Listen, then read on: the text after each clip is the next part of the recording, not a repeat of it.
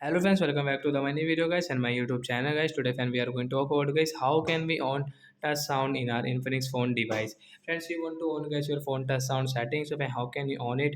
Today friends, I will show you. I will tell you in this video. So friends, now let's see how can we on guys phone touch sound setting. Today friends, I will show you. I will tell you guys. So before starting video friend, if you need my channel, so friend first of all go and subscribe the channel guys. Click the bell icon, like the video. So open your phone setting guys, then guys scroll it, friends click on guys your phone sound and vibration setting guys. We will tap on guys phone sound and vibration, then guys again scroll it, and you can see guys phone touch sound guys we will on from right side. And how can we use? So when you will tap on button and when you will tap on guys any icon, so when you can use guys this touch sound setting.